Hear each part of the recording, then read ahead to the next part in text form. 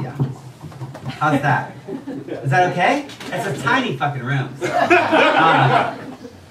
I'm gonna cuss a lot tonight. This is so fucking exciting for me. Like Robin, I have always dreamed of reading here, and this is the first time.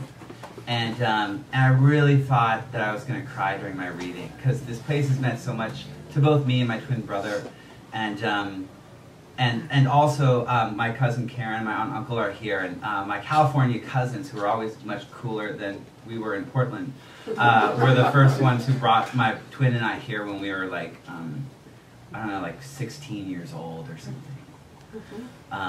Young enough to still be wearing pleated khakis. So,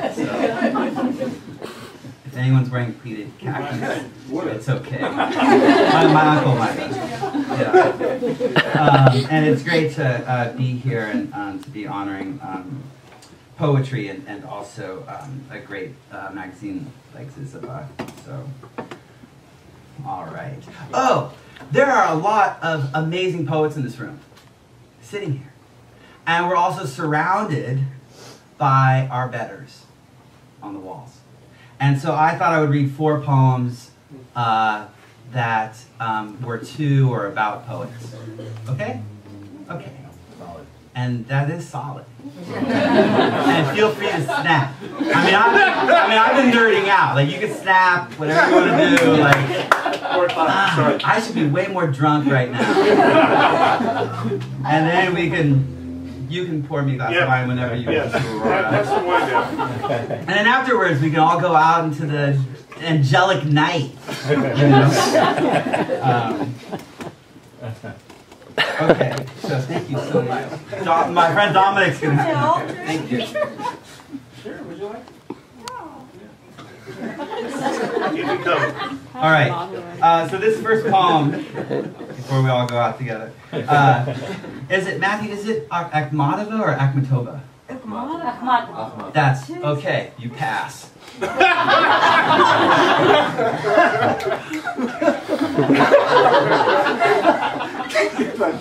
Akhmatova. That's right. Now I remember. I was on the beach looking at Haystack Rock, putting my finger into the mouth of sea anemones, their tentacles sweeping over my knuckles. I was whispering the word brother to one and the word sister to the other, though maybe they were both. I wanted to be close to another species. I had been reading about the dark windows Akhmatova looked through to see if her son had been let out of prison. As I walked around the shallow pools, feeling like I had done a good job being myself, I heard my 3rd grade teacher whisper into my ear, "What's wrong with you? You want to be stupid your whole life?" She was a nun and wore, I imagined, a rosary of barbed wire underneath her white blouse. No matter how long I put my finger into the natural world, no matter how often I mistake the flies above the trash for stars, Akhmatova's son will still be chained against a wall. The sea will still push against the rock. And a part of me will be sitting near a window in homeroom, my head lowered, my skeleton warm inside my body, my brothers and sisters alive in the salty pools of the world.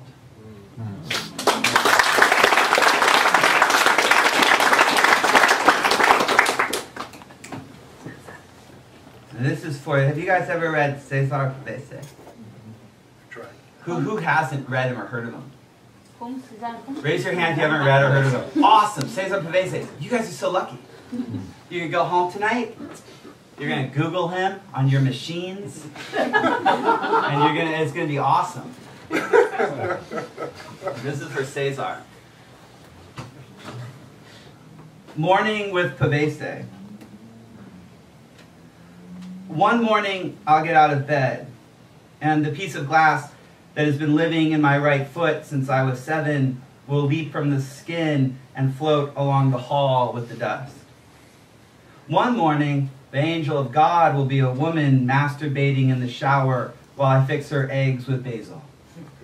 One morning, only love will crawl out of bed, and everything will be wet and swollen, and open windows with picnics below them, and some water rushing by. maybe a white tablecloth, maybe some silver. One morning, something even better will happen. Pavese will be alive again. He'll cough up his barbiturates, wipe his mouth, and not be sad. He'll still be a communist, but that's okay. Cesar of onions and Miss Constance Dowling. Cesar of cobwebs, Cesar of Nazis, Cesar of the heavy metal 1950s.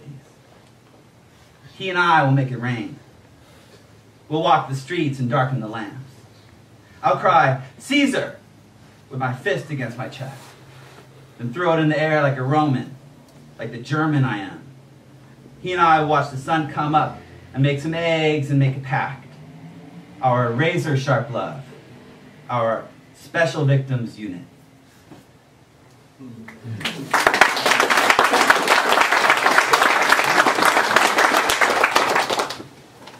It's so nice to read. Well, it's nice at first to be in a crowd and listening to Dean and Robin, and like a crowd who claps, and to be able to clap for a crowd or for a poet and not have people like stare at me. You know, like I don't know, like I walked into a preschool and yelled "cocksucker" or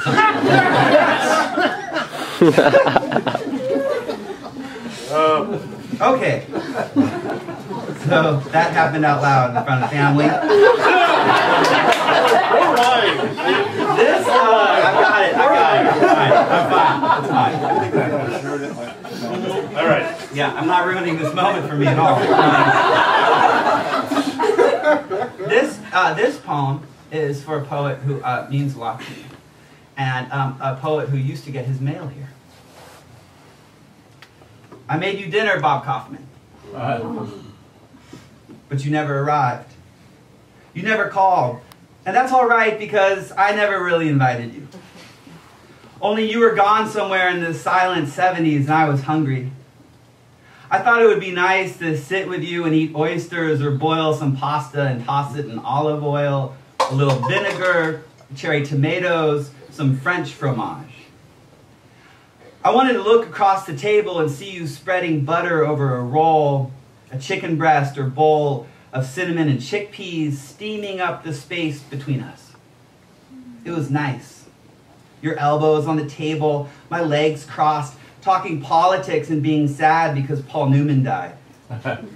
At least I get to saute this garlic for you. At least I get to sear this cod, though you might be a vegetarian. Bob, I'm ruined. Come excavate me. Bob, if we were in Texas, we could eat migas and beans.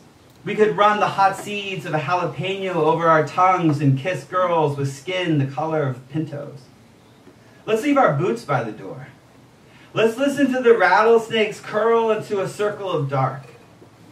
I want everything to do with you to do with honey and thistles and edible flowers like the ones arranged over mixed greens in California, where bistros serve imported water with lemons from the freeways. I made you dinner, Bob Kaufman, and set the table with Dutch china, white and blue, country scenes and vines. I haven't eaten anything in 2 days. I take aspirin and whiskey at the same time. My body is a boxing ring. The kitchen is full of puff pastry, stuffed with creme anglaise and dipped in chocolate, some of them with a little seed of sliced strawberry, like a note that's been hidden inside the palace walls some prince might find long after he's king, and the walls have finally crumbled around him. Bob, you're here, but not here. The vegetables are all from the market, where the Russians and Poles are putting potatoes into paper bags, separating the hard peaches from the sweet, counting their money, forgetting their language, missing their popes and czars, and you are lifting a single ravioli to your mouth, and I am dipping the wide leaf of an artichoke into the aioli I made from scratch, because I don't have to live in hell if I don't want to. Very good.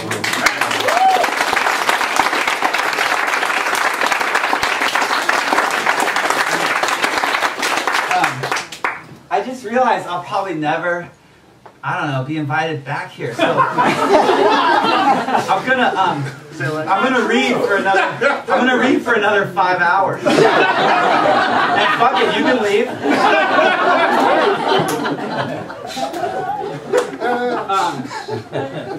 I've been just real quick. I'll say I've been really nerding out.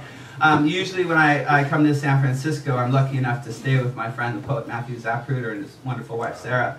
But they've just moved to Oakland. And so I'm staying in the Hotel Boheme. Yeah. It's awesome. It's my dream. And I've been, you're good too. And so I've been nerding out, and so, and last night I hung out with my friend the poet Kazim Ali. So today anyway, I was like, I'm gonna write a poem, in the Hotel Boheme. This is why, thank you. This is Nickel, thank you. This is why I'm not a short story writer. And then I got some coffee. It was great. Thank you for listening to me, for listening to all of us, and thank you to ZYZZYVA and to, this very holy place. Hotel poem. How was it we never met? Especially because you were really alive. And I was walking like I always do, in and out of nothing, like clothes made out of water, which is nice, not having to be in my body all the time. And all the time this room is above an old street with new cars, and all the time I'm trying to make sense out of the prayer beads and anal beads. And I remember what I wanted to say before the concierge delivered my one piece of mail. I wanted to be with Kazim again. I wanted to be walking next to him. I wanted to be the only animal made out of nail polish remover and streetlights. I wanted him to tell me I was good so I could have a father again. And again, I wanted the dry dark inside the drapes to cover me like a children's hospital. I wanted Kazim to be queen. I wanted Kazim to be all the atoms that an endless cathedral is not. I wanted something serious to make sense out of the wingless sloka my brain is. I wanted him to say the word sky and the word house. I wanted him to light my cigarette and for that light to gather around us like a prom dress, like a gown that would never be worn the same way ever again. Thank you so much.